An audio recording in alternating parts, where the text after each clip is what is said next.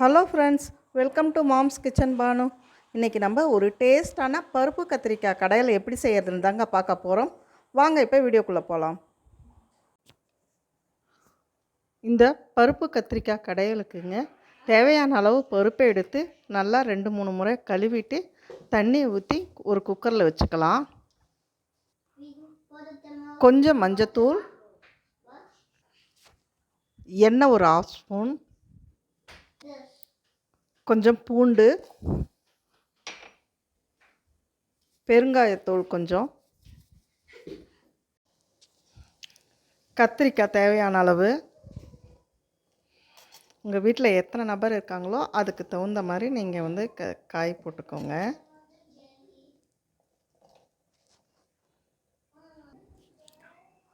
தக்காளி நான் ஒரு 3 தக்காளி கட் பண்ணி போட்டுக்கிட்டேங்க. பருப்பு கத்திரிக்காய் கடையலுக்கு தக்காளி ரொம்ப அவசியம். கொஞ்சம் தக்காளி நிறையா போட்டால் ரொம்ப நல்லாயிருக்கும். ஒரு வெங்காயங்க கட் பண்ணி வச்சுருக்கேன், அதையும் போட்டுக்கலாம். இது நல்லா டேஸ்ட்டு கொடுக்கும். கொஞ்சம் பச்சை மிளகாங்க, ஒரு 7-8 பச்சை மிளகா கட் பண்ணி வச்சுருக்கேன், அதை போட்டுக்கலாம். எப்பயுமே முழுசாக போடுறத விட இந்த மாதிரி கட் பண்ணி போடும்போது கடையும் போது நல்லா ஈஸியாக இருக்குங்க. கொஞ்சம் ஜீரகம், புளிங்க. இந்த புளியில் கொட்டை நாரெல்லாம் எடுத்துகிட்டு போட்டுக்கணுங்க, அப்போ தான் கடையும் போது ஈஸியாக இருக்கும். இப்போ இதை மூடி முடிச்சு ஒரு 4-5 விசில் எடுக்கணுங்க.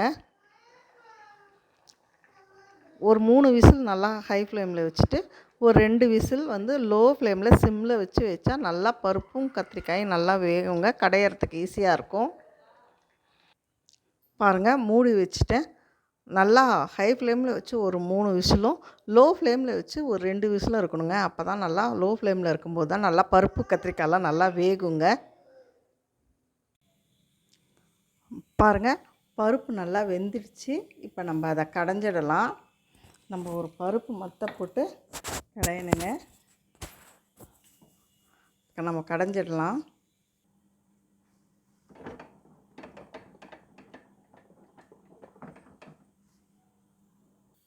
இப்போ இந்த பருப்புக்கு நம்ம தாளிப்பை போட்டுக்கலாங்க. அதுக்கு ஒரு சின்ன ஒரு வானல் இதில் எண்ணெய் ஊற்றிக்கலாம். ஒரு 3 ஸ்பூன் அளவுக்கு எண்ணெய் ஊற்றிக்கலாம். 1 ஸ்பூன் கடுகு, 1 ஸ்பூன் சீரகம், கொஞ்சம் வடகம்,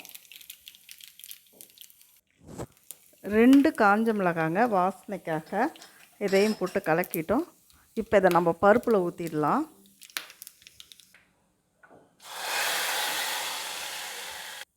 இந்த கடையிலுக்கு தேவையான அளவு உப்பு போட்டுக்கலாம். இப்போ இதெல்லாம் போட்டு நல்லா கடைஞ்சி எடுத்துக்கணும். பாருங்கள், டேஸ்டான பருப்பு கத்திரிக்காய் கடையல் ரெடி ஆகிடுச்சு. இந்த வீடியோ பிடிச்சிருந்தா லைக் பண்ணுங்கள், ஷேர் பண்ணுங்கள், சப்ஸ்கிரைப் பண்ணுங்கள். மறக்காமல் பெல் பட்டனை கிளிக் பண்ணுங்கள். அப்போ தான் நான் போடுற வீடியோ உடனுக்குடன் உங்களுக்கு வரும். தேங்க்யூ.